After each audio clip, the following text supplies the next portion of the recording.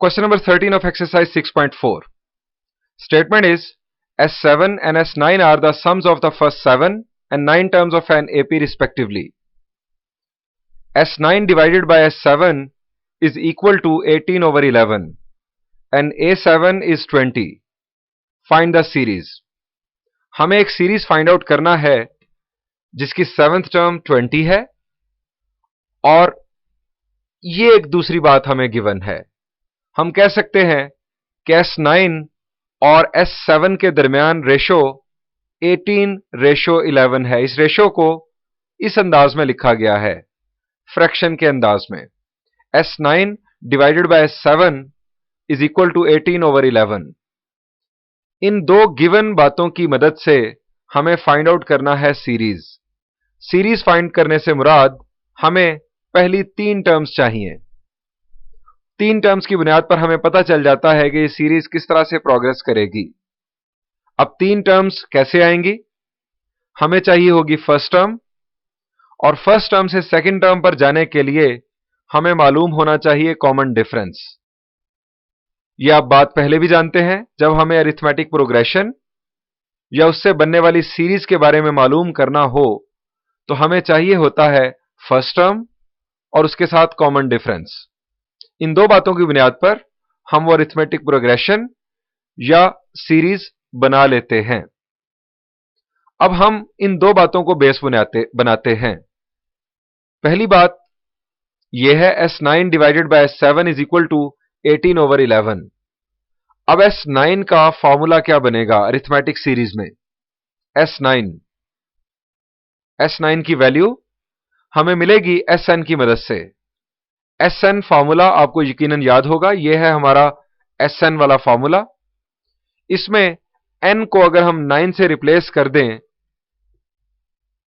तो यह होगा S9, और इसी तरह अगर n को 7 से रिप्लेस किया जाए तो यह होगा S7.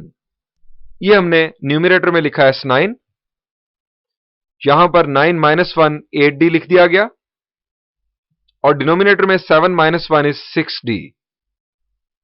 न्यूमरेटर में है S9 और डिनोमिनेटर में S7. राइट साइड पर है 18 over 11. अब नेक्स्ट सिंप्लीफिकेशन किस तरह से होगी जरा सोचें जी. ये 2 इस 2 के साथ कैंसिल, राइट साइड पर 18 over 11.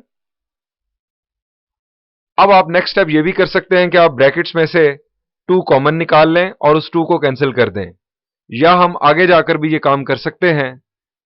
हम यहां क्रॉस मल्टीप्लाई भी कर सकते हैं. ये इनफैक्ट क्रॉस मल्टीप्लाई कर दिया गया.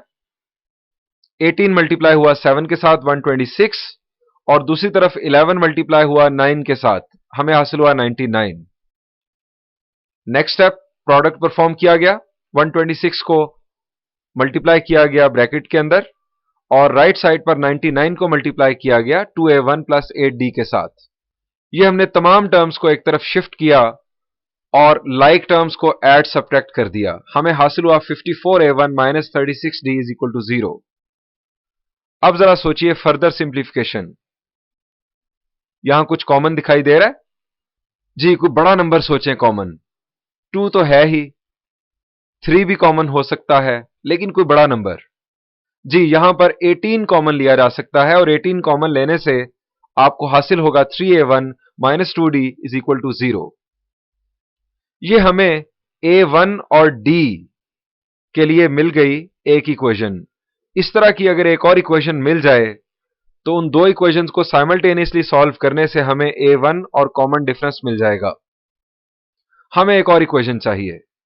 हमें एक और बात बताई गई थी, अगर आपको याद हो, यह भी एक गिवन था कि a7 20 है. अब a7 को हम अरिथमेटिक प्रोग्रेशन वाले फॉर्मूला की मदद से क्या लिख सकते हैं? a7 जी, इसे लिखा जा सकता है a1 plus 6d, कुछ इस तरह से. यह हमारी बन गई सेकेंड इक्वेशन.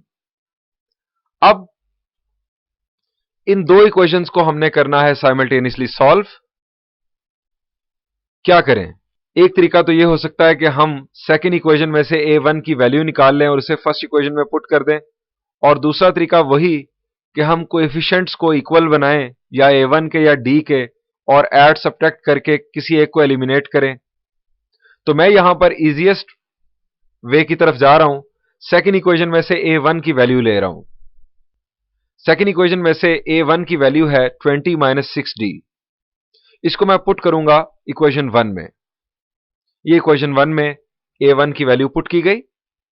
3 को मल्टीप्लाई किया जाएगा 20 - 6d के साथ। सिंप्लीफिकेशन के बाद हमें हासिल हुआ d is equal to 3। Common difference हमें मिल गया 3। अब ये कॉमन डिफरेंस की वैल्यू अगर हम यहां पर पुट कर दें या इक्वेशन 1 और इक्वेशन 2 में पुट कर दें तो हमें मिलेगा a1 यानी फर्स्ट टर्म। इक्वेशन 1 में कॉमन डिफरेंस की वैल्यू पुट की गई 2 3 जार 6। 6 दूसरी तरफ गया, 3 ने उसे डिवाइड किया, हमें फर्स्ट टर्म हासिल हुई 2। फर्स्ट टर्म मिल गई 2, कॉमन डिफरेंस है 3। सेकंड टर्म क्या होगी? जी बिल्कुल, सेकंड टर्म होगी 5। Second term is a2। a2 will be equal to a1 plus d। a1 plus d ये मिल गई सेकंड टर्म। अब थर्ड टर्म के लिए फॉर्मूला होगा a1 plus 2d। This is a1 plus 2d। 2 3 जार 6, 6 प्लस 2 इज 8।